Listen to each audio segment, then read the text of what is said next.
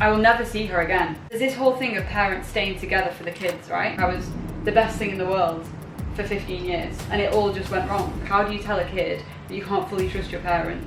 On a serious note, I would not be here if it wasn't for those people. And I don't know why people are scared to talk about it. They're raising you. So you just have this like undeniable trust. As soon as I was old enough to start realising what was going on, that's when she'd lost control. Why when you go through adoption, do you go through every check in the world? Why is it not the same for children that we're birthing? She wanted me to be hers.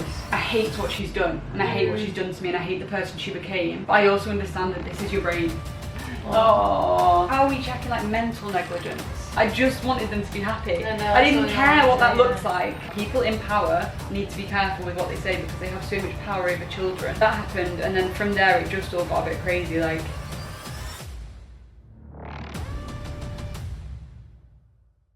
you're such a good person. thank you. Like you really are. You want to start with your dad's relationship with your mum?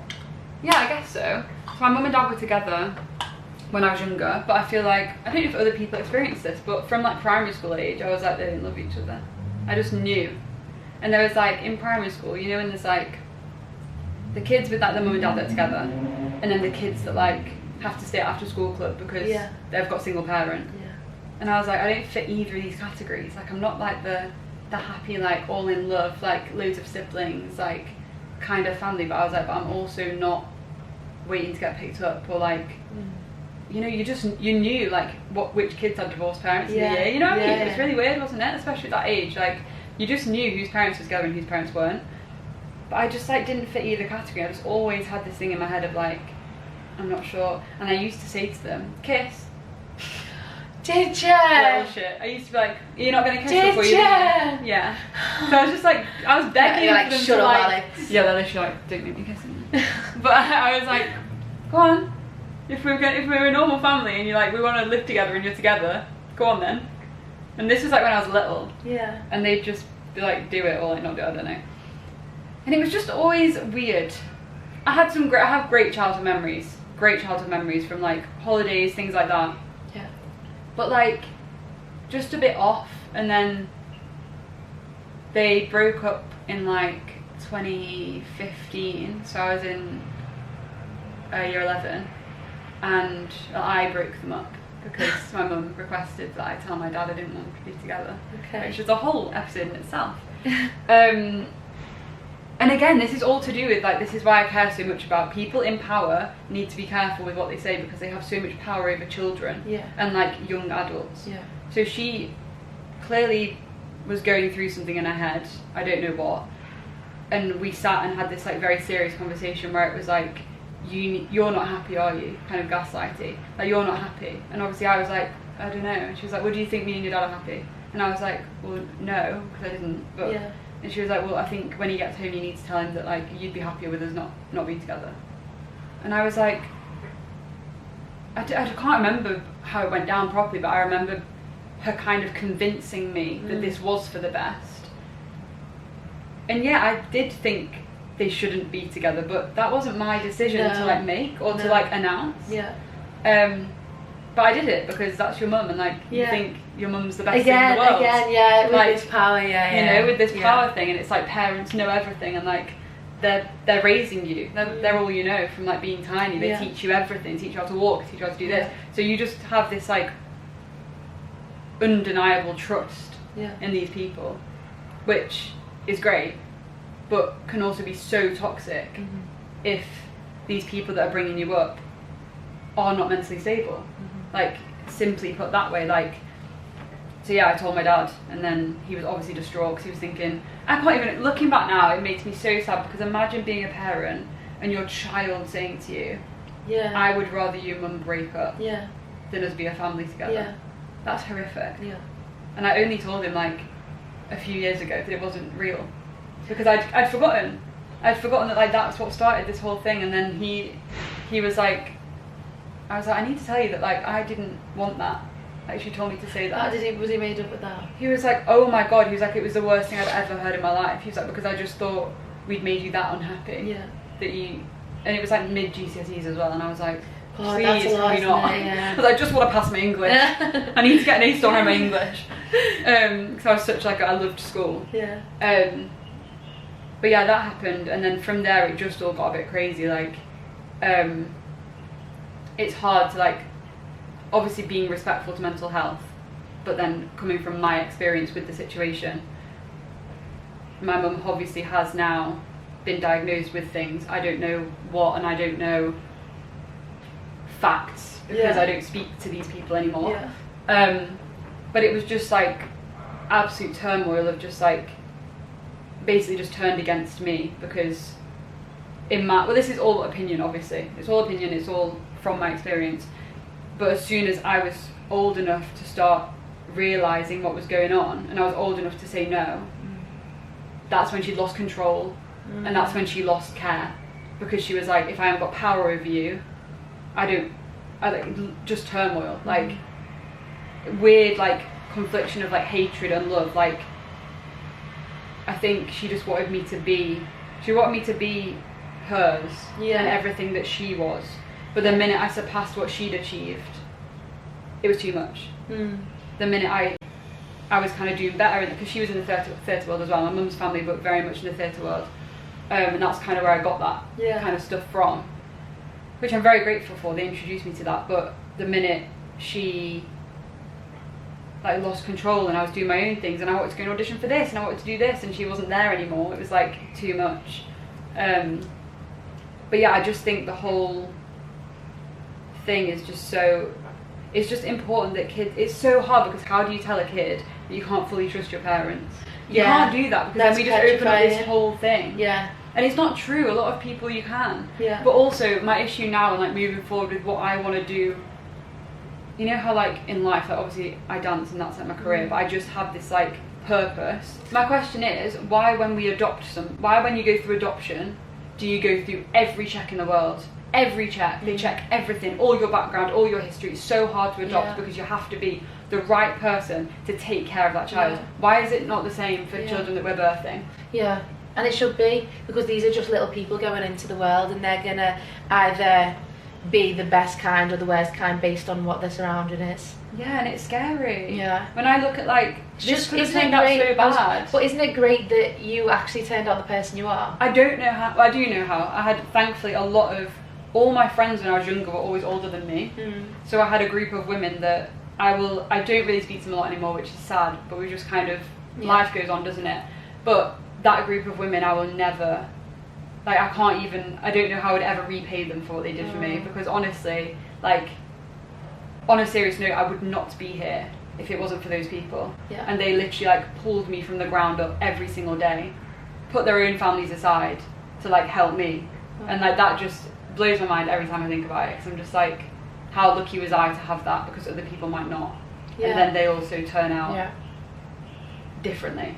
But thankfully I had a lot of people that kept me grounded, that listened and understood and gave the time that it needed, because this wasn't like a thing that, this went on from 2015 they broke up, but the chaos started in 2016, and it didn't stop till, I'd say second year of college, of like constant calls, emails, police, all of this, like the whole bloody, I don't know, brass band was involved.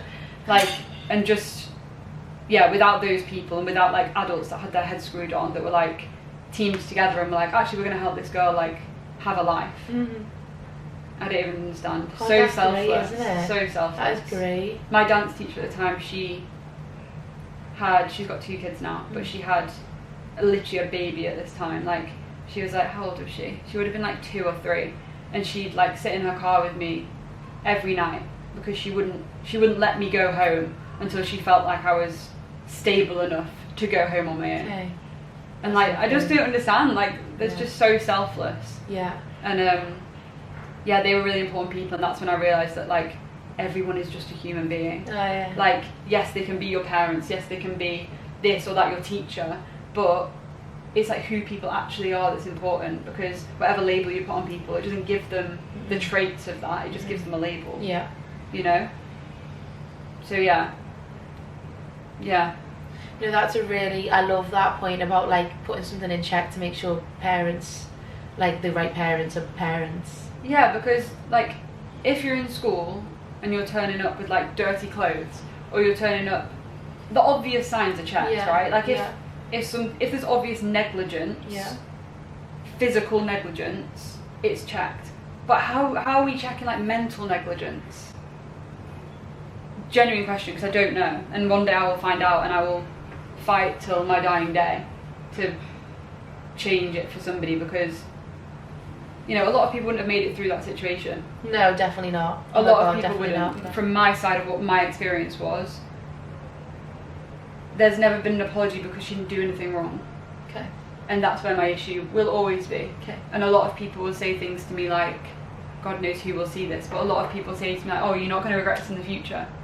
You know, and I see a lot of people like getting relationships back with their parent after like a time not speaking to them. But for me, like, that situation nearly ended my life. Yeah. So no, I'm not about to risk getting myself back in that place, because I don't know what that looks like, and I don't want to know. No. Because it's taken a lot to be here and to be able to create a life for myself that I'm happy with, and to be happy every day. Yeah. It's such a gift. Oh, come here. Oh. You're such a good person. Thank you. Like, you really are. Like, to come, like, just to be like who you are, it's like wild to me. Yeah. Like, really though. Yeah. No, same, to be honest. Like, when I actually think about it, because obviously now I can speak about it with kind of a sense of detachment, whereas before, like, I couldn't speak about any of it without like sobbing. Like, you're just such a great, like, supportive, good friend, comfy, like, you would imagine that you were brought up, you would imagine that you were brought up differently than how you were. You know?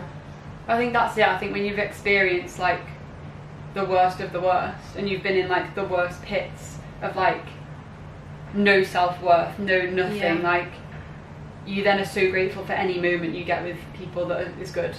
Yeah. You know? And you're so empathetic with other people. Yeah, because I just, you know, yes, I will never see her again. I don't think.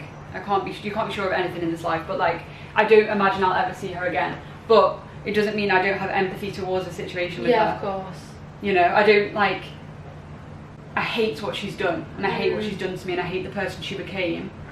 But I also understand that this is your brain, and unfortunately we don't. The thing is,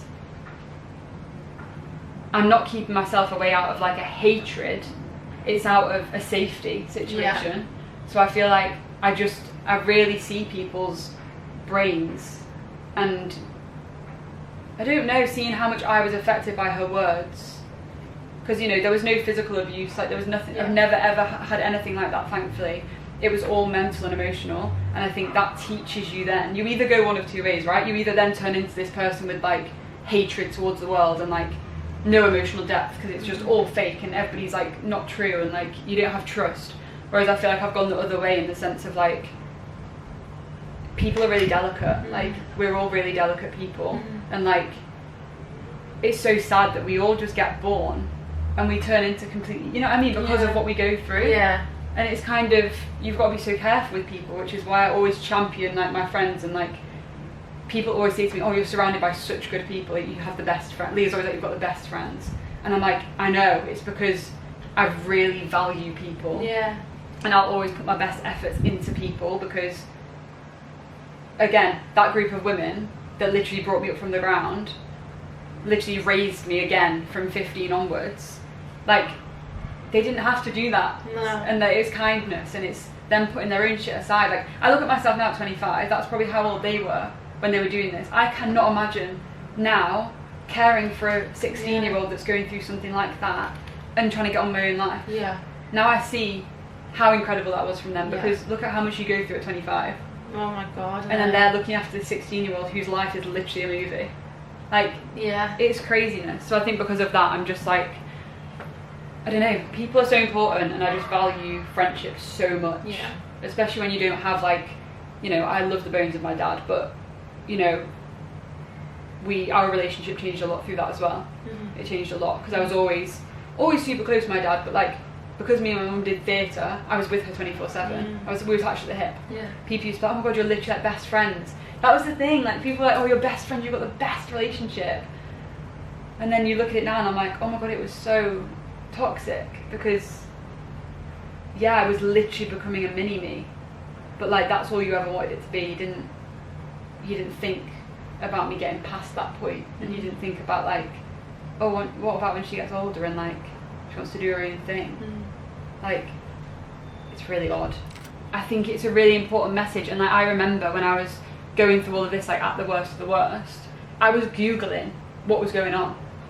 At 16, I'm in my bed Googling like, this really sounds really ridiculous, but like I was Googling like my mum doesn't like me anymore, or like this is happening with my mum, and it was coming up with like narcissism and things like that. But at 16, I was like, I just want someone to relate to, like I just want to look at something, because as well, like for a long time, I'm so sorry with the edit of this because I'm going back and forwards like a crazy person. No, it doesn't matter. To be honest, I just let it run. Okay.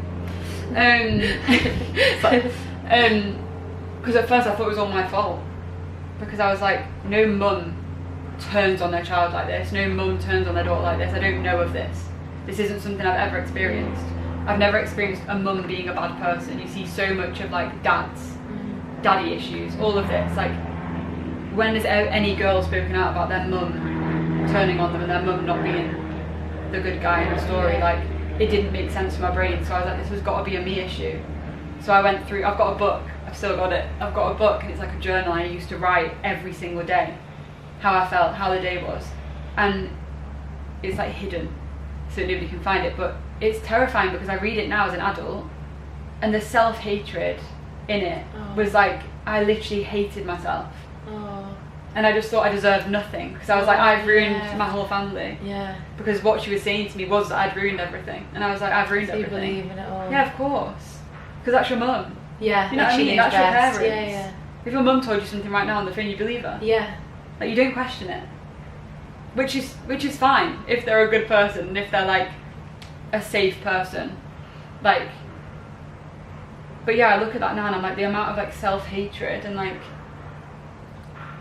and there was nothing to look at that made it make sense for it to be a story where it wasn't my fault. There was nothing that was like pointing the arrows to actually like, no, this isn't your fault, this is her.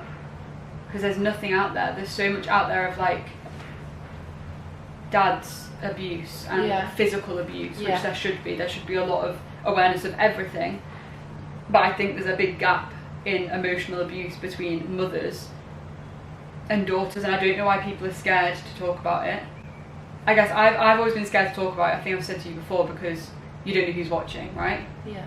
But at the end of the day, as long as you know, as I've said, she has her story. She's shared her story before.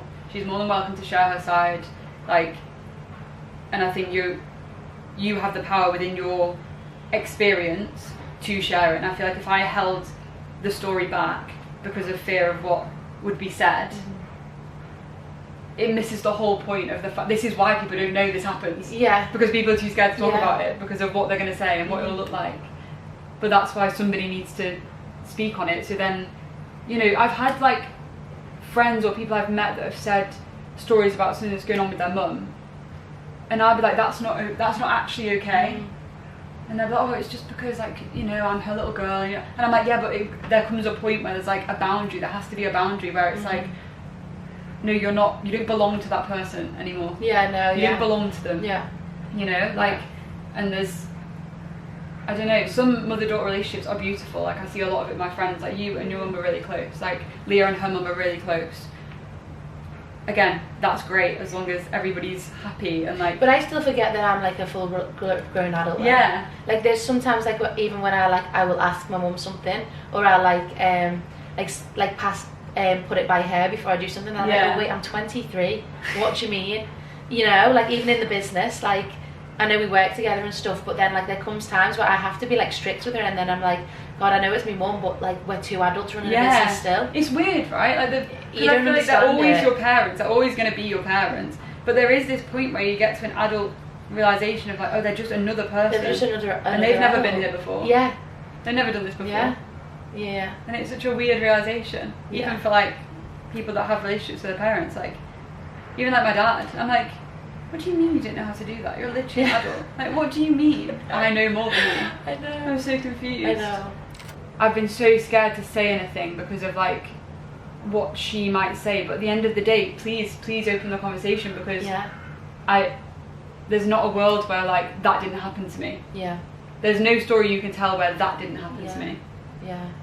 And if my side of my story can help another 16-year-old girl that's having the similar issues, or that even like people's parents going through mental health issues when you're a child, that's really hard. Yeah. And that's not anything, I think because mental health is such a new topic to talk about openly, when you're a kid, your parents aren't yet from that generation where we talk about mental health. Yeah. So the parents of our generation are still kind of, some of them, the people that don't speak out. Yeah. So if your parent is going through, like, for example, she was diagnosed with depression when I was about 14. Dealing with that alone as a kid, obviously, not obviously her story because her depression, but yeah, it does affect you. Yeah, of course. And like that's a really hard thing to go through as like a child still. Yeah, like, of course. and I think with anyone, like, there also needs to be some sort of help in that sense of like how children cope with. Because it's fine for parents to go through stuff. Like, these people aren't superhumans. Yeah, like, they're exactly, human beings. You can have troubles, you can have mental health issues, you can have mental health disorders. Obviously, being a parent, you then hold a responsibility to make sure you're doing something about that. Yeah. To get treatment, to get your help, so that you can then be a healthy support network for your child. But it doesn't mean they can't have issues. But then, where's the help for the children of the parents? Because like she was going to the hospital for appointments about her depression and stuff. It was pretty serious. But like no one's checking in on the family to see like how this is affecting the household. Like, I don't know. You're affected like second hand, aren't you? It's like, of course. Yeah. Because all I wanted for her was to be happy. That's all I wanted for her. Yeah. Because I could see she was unhappy. From the minute I was like a kid and I knew they weren't happy together, I just wanted them to be happy. I didn't care what that looked like. And I think that's another thing. Like, I've spoken to quite close people recently about this. Like, there's this whole thing of parents staying together for the kids, right? Yeah. How often do you hear that whole stay together for the kids? Yeah, all the time. Like, I love you for that, and I love you for thinking that that was the right decision, but I'm here to say that, from my perspective anyway, break up the minute you know it's wrong. The minute you know it's definitely wrong, finish it. Because I would have been much happier going to my mum's on the weekend, going to my dad's in the week, and knowing they're both happy in their lives, than this fake weirdness that then when you're an adult comes crashing down and you realise it was all a lie. Yeah. Yeah. Because that's really hard to process as well. Like, and I think that happens to a lot of people where it's like, oh, they were just together for us. So many of my friends. Like, you've got like a guilt. You feel guilty then, isn't it? Oh, sorry that I'm here. You know. Like, oh my God, you were unhappy for me. Yeah. Yeah. And you don't have to do that. No. You don't have to do that. Which again is conflicting because I talk about parents' responsibility and like they do have a lot of it, but also you're responsible for yourself. Yeah. And I think it's really important in daily life. You've got to be happy to be able to give anything good to anyone. Yeah. If you're not happy, you're not doing any good for anyone else. That's what I think. That's perfect. Well, Alex, it looks like it's gonna die. Look at that flashing. Poor thing. It's literally like, shut up, please stop speaking. But yeah, I honestly like. I think that is going to be an episode in itself, personally. That like last section, because that was perfect. Yeah, and it's something I really care about. More than you can anything. tell. Like, you can tell that's coming like deep within your heart and soul. Yeah. Yeah. It's really important to me because I fear that it happened. It can't just be a me story. Surely lots of other people. Oh my God, there is going to be countless of people going through it right now, like today. Yeah. And this, whenever this goes out, is going to help like anyone. But you just being yourself every day though is also helping other people, like speaking to people, whatever. But you can do a lot with it. I know, and I need to. And also, I will say, don't feel like you have to because you've gone through it. Like, you don't have a responsibility to save people. No. But if you would like to, it would be great. Yeah, and I do, and I think because being in like this industry, I'm very confident speaking, as we've seen for the past 5 hours or however long we've been talking for, Jesus. But like, I love speaking, I love meeting new people. Like I've always said, I'm happy to speak to somebody that has an opposing view, that thinks, no, you're wrong. Like, please, open the conversation because that's great. I'm interested. Like, I'm really intrigued in the topic, and to speak to like, I'd love to like get to a point where like I speak to professionals about it. And like speak from I can 100% my experience and see what they actually think, because you know I'm not claiming to be like the perfect human that knows all the answers and like everything I say is correct, because you know we're all just experiencing life for the first time. I don't know, I just speak from my own experience, but I'd be interested to speak to people that kind of know what they're talking about on child safety and on from like a psychological point of view. Yeah. so that I'm not saying I can help everyone, but like I think the story 100%. can then help people, and that's what's important. Yeah, 1,000,000%. Like I can see that. I really can see it. Yeah. And it needs to happen. Yeah, I hope so. Well, it will in some respects, because I will not. You're I'll not go to down. the grave without you're not helping people, because it's kids as well, and it just breaks my heart. I know. It breaks my heart. I know. It's so important. It's so important, and it's so, like I've said 1,000 times, it's so hard because it's so conflicting. Because, you know, I look at myself and I think about being a parent, and I used to not want kids after that, because I was like, I cannot possibly ever open myself into a position where I could do that to a human that would then end up feeling like I felt or feel like.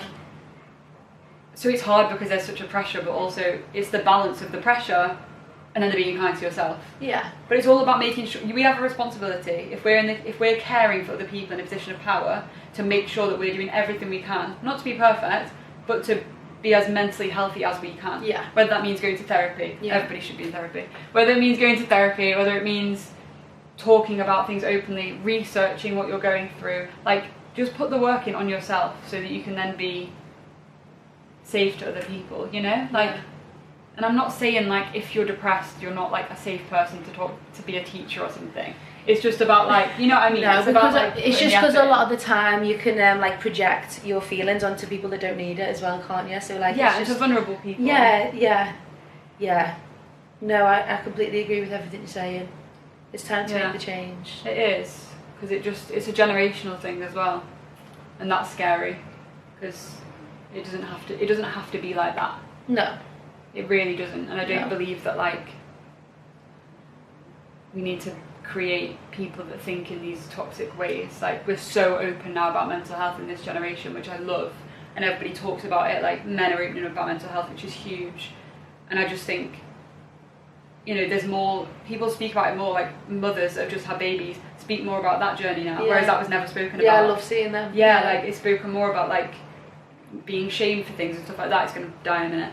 But I just think it's important to talk about all areas so that everybody has something to look at and relate to. Yeah. Because that's what we're doing now, isn't it? Like with adolescence, which was huge, incredible. Yeah. Young boys, young people in school. I've got look at that and realise. I've got goosebumps. And that will switch something in brains. Yeah. And that's what we need now for like everything. Yeah. There's so much well, like I seen for when I went to the pictures with Freya the other day, I seen an advert for a new film coming out called I Swear, and it's about Tourette's. Right. And I cried at the advert because I thought I've never seen Tourette's be like seen in this light. Yeah. Like how many people with Tourette's are running around this place. Yeah. And they've got no representation. And no one to look at. Oh, that's me. And I've literally got goosebumps. My cheeks are going all like. Oh God.